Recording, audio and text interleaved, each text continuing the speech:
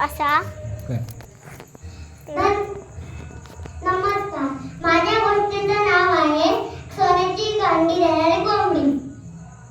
एक शेतकरी होता. तो बागेत